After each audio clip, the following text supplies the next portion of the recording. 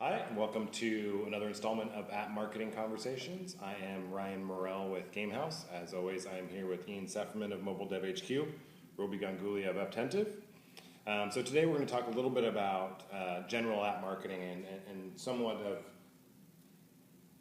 a topic that we've heard for the last couple of years, which is how should app marketers go about increasing their ranking in a meaningful fashion first, and secondly, how do they maintain that ranking? So for a long period of time, we had this idea of burst campaigns or boost campaigns, where developers would go spend big over a 1 to 3 day period, drive themselves up the rank, and hope for the best. But now, as it turns out, we're finding that that's maybe not the greatest use, not only not the greatest way to go about increasing your ranking, but may actually be detrimental to your ranking.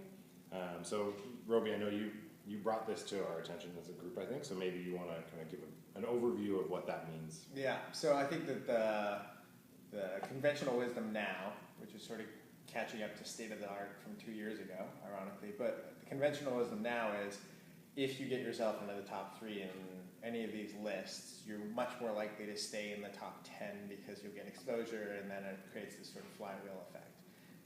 What we're seeing is the marketplaces are becoming more sophisticated about looking at how apps are received, not just in their first install and download behavior, but how they're actually used. And that usage pattern after the initial download is then filtering into rankings and search results. And that's driving a lot of the long-term behavior. So what that means is, as a marketer, if you have a niche product and you spend using a boost campaign because everybody's told you you need to be doing this to show up in the top 3, if your app historically, the people who used it were using it at a rate of 60, 70% adoption, and now it's at 10%, you're actually very likely to get dinged, right? Mm-hmm. So that's the general theory around what's happening. The stores are getting more sophisticated about retention, and you're going to actually really hurt your retention if you're more niche-oriented and go in front of a broad audience. And I think on top of that, the next thing that you see is if you are a marketer who has a huge budget but has an app that is not really relevant to most people, you're gonna get dinged on your reviews, you're gonna get dinged on ratings, because people are gonna see this app and they're gonna be like, hey, I'm gonna install this, it's in the top 10, and I install everything in the top 10. Right. And then they're gonna install it and they're gonna be like, this is dumb, like this does nothing for me, because they're not your target audience. Right. And then they're gonna be like, all right, 1 star, right? And all of a sudden you're gonna see your ratings drop, you're gonna see, like, that's going to have an impact on your search performance. That's going to have an impact on your conversions, right? Getting people to actually download the app, and so it goes further than that. And like, yeah, it's a really interesting thing to see how sophisticated marketers are now managing their burst spends. Yeah. So what I'm hearing both of you say is, if you're going to spend a lot of money, make sure that you know who your right customer is, and make sure that they're actually going to use and continue to use your app. And so I think that one of the questions here is, how do you identify how big your niche is? Because maybe your niche is everybody, but maybe it's not. So how would you go about thinking about that as an app marketer? So, to me, it's all about testing, right? I think we've all spent time looking at the lean startup cycle. I absolutely believe that there's a lean marketing cycle in apps, where whether that's start in a small country, understand based on this country's size, I want to know what does engagement look like at different levels. If I want to play the charts game, which is that's a fair game to play, right?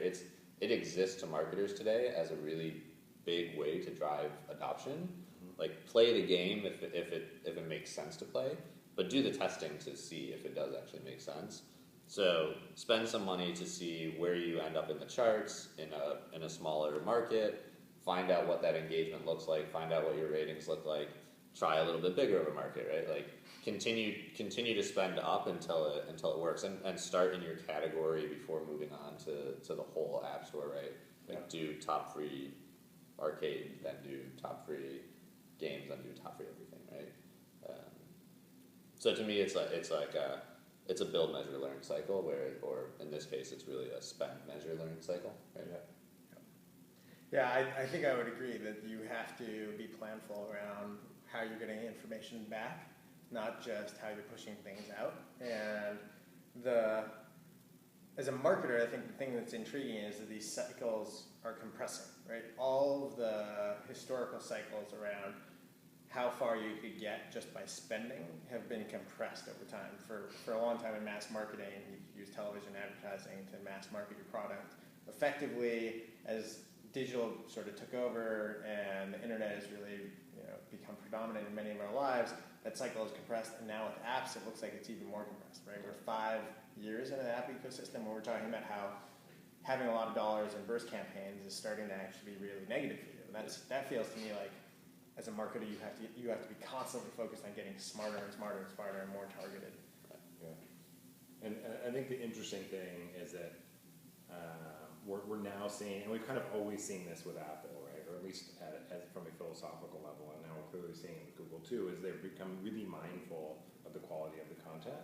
Because remember when Android first came out, it was like, when you're an Android user, there's a bunch of crap on there. Yep. And there probably still is a bunch of crap, but it's not rewarded in the same way as it used to be, right? So it's becoming really clear that ecosystem and that platform needs to have really high quality content, and the platform owners need to ensure that quality is high, or they risk ruining their platform. So I think that's an interesting shift that we've seen, and continues to should reiterate to everybody that quality needs to be your number one focus. Yep. And if you take care of that, you can worry about the other stuff later. Yeah. Yeah, I think that's right. Okay. One thing I would add to that is it looks like the Android marketplace is iterating around this stuff faster I would than agree. the iTunes App Store. Yeah. Is that because they have to? I think some of it's because they have to, but I also think that they have the underlying technology that allows them to do it, right? So, best search infrastructure in the world. Yeah. Probably the best personalization infrastructure in the world. Putting those things together and applying them to the marketplace are really powerful. Right. Yeah, I think in general they have the best data analysis infrastructure in the world, right? Like, they can run a metric shit ton of analyses on different pieces of data to find out what actually works quickly. Yeah. Whereas Apple has the best music sales structure in the world, right? Like, they figured out a way to sell a lot of songs, but they never built a core infrastructure around data analysis back in the day. So you're saying Genius doesn't work for you? No, it does not do much for me. Okay, I think we're good here. So I think the net message is be careful about how you burst spend, and as Ian said, spend, measure, learn, and then spend some more. Yep. Yeah, I think that's it. Thanks very much for participating. Make sure to watch the other segments from Ian and Robi. Like this video, subscribe to our channel, and check back next week. What do you make of the disparity where one is going up, one is going down? Well, I think we've touched on it before. Price drives a lot of the decision making, right? So I think it stands to reason that the U.S. is perhaps the highest